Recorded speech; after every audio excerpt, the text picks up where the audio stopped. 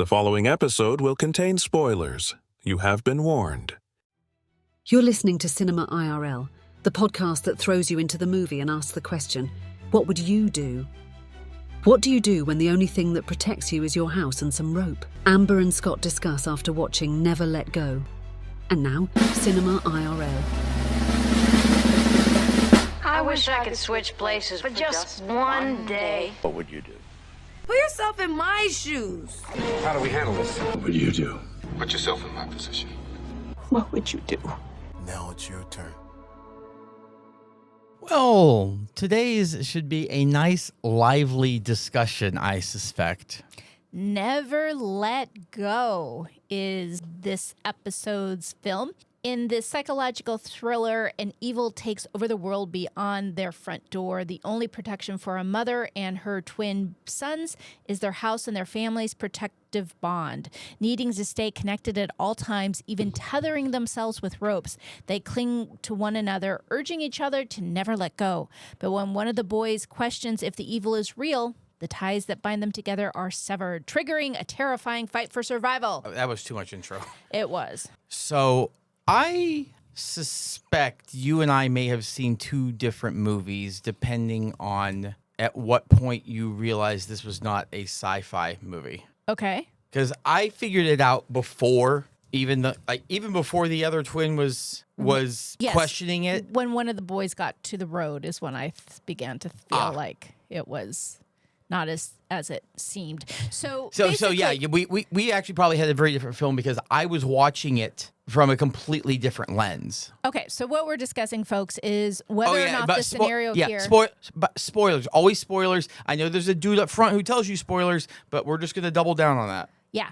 So basically this film is about a mom and her two sons, and they think there's some sort of evil in the woods, and they live in a house in the middle of nowhere, and they tether themselves with ropes to the foundation of the house, and they only go as far as the ropes will take them because there is some sort of evil in the woods, and their mom tells them if they let go of the ropes, the evil will inhabit them. They'll come back to the house and they'll kill everybody. Okay, so that's really intense for some young boys to deal with. Yeah, but let me put a clarification on there. This movie is about a murderous, paranoid, schizophrenic mom and her two boys. Okay, so hopefully you all saw this and can figure out, what you think as we discuss this. It was an interesting film because on one hand, at least for myself, I start off thinking, okay, there's something really happening in the woods. And then I think, okay, no, the mom's crazy and she's seeing stuff in the woods.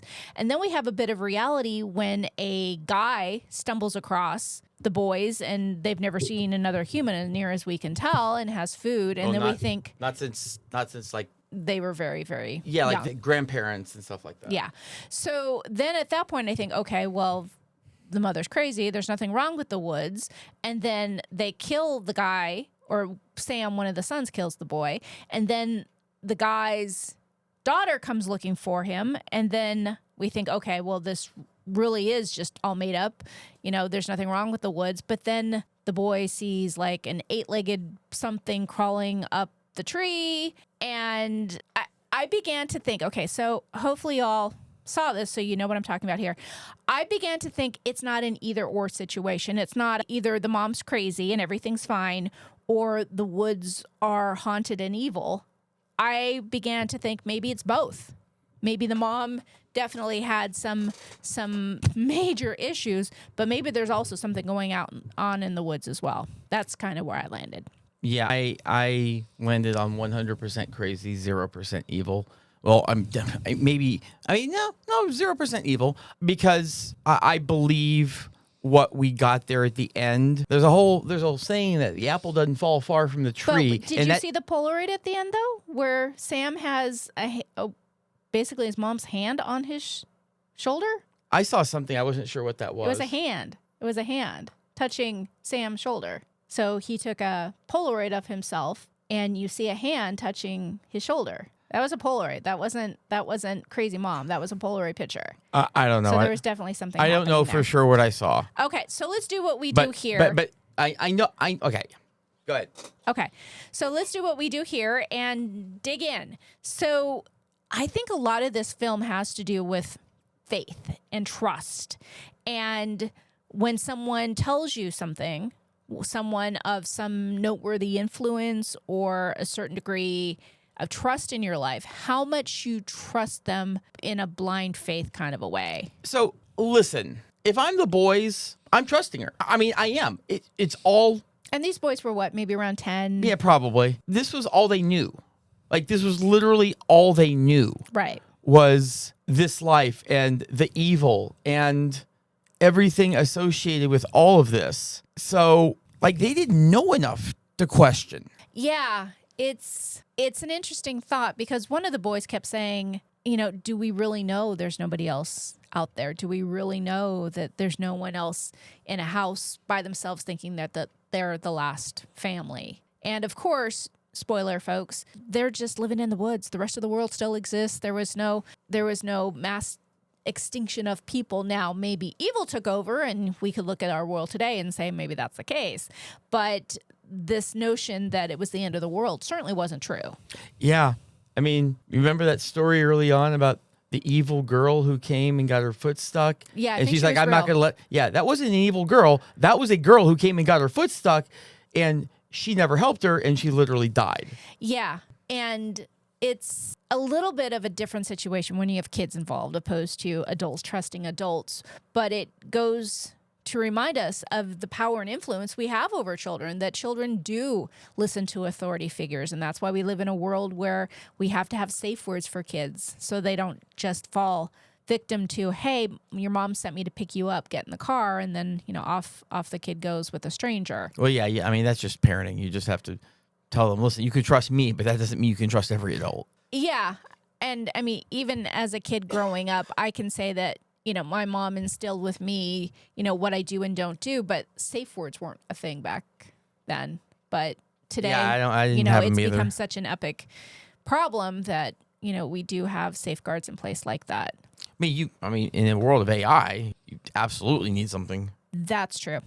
So the other, what would you do? So they're in the middle of the woods. They are literally eking out an existence based on a very weak vegetable garden and eating. Frying and sauteing tree bark. Eventually, yeah. They did start off with squirrels and birds. And then once winter came and the animals went away, they did eventually wind up peeling the bark off of trees. But it is a very, very difficult existence. So what would you do if you were starving and you thought there was this threat that kept you in a place that you couldn't survive? Well, first of all, I want to get a specific what would you do, as in what would you do, Amber, Okay. on one, because I know Oh, if I was starving, would I eat I an know a animal? lot of your viewpoints. Would you hunt the squirrels and the frogs and everything else? Yeah, we've talked about this in the past, and I frequently reference an episode of The Simpsons where the school bus gets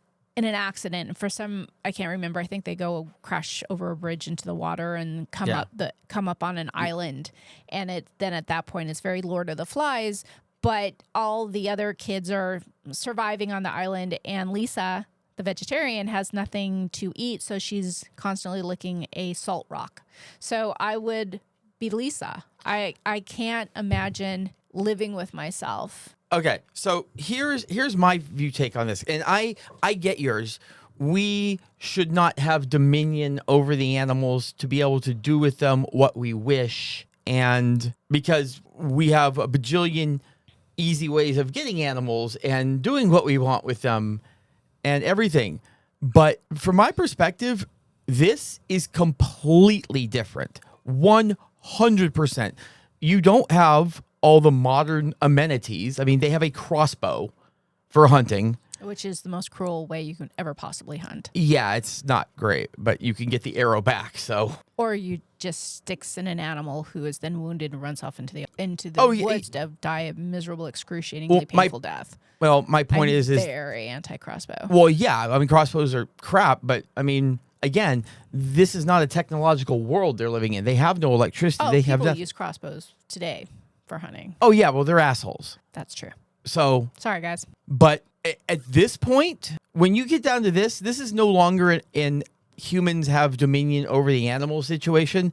This is I'd be putting my effort into that vegetable garden more. Growing me some potatoes, Yeah, this Having is some this is a spuds. food chain issue at this point. Like we're legitimate having to use our skills as a mammal to hunt.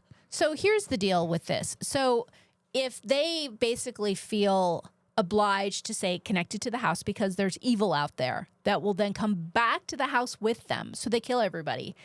I wouldn't go down with the house and starve to death.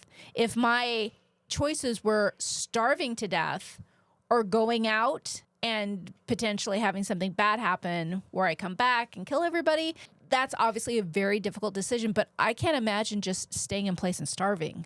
Yeah, about the time you get to tree bark. You Now gotta forge forward. I do not think I could do what the one kid did. He caught this tiny, nice little frog and he just popped it in his mouth. Yeah. And just ate it. Yeah, cringed on that poor frog as he was alive. Now, that said, I don't know if you heard any of my own commentary Unfortunately, I did, yes. in this movie. Do you know what remember what the dog's name was?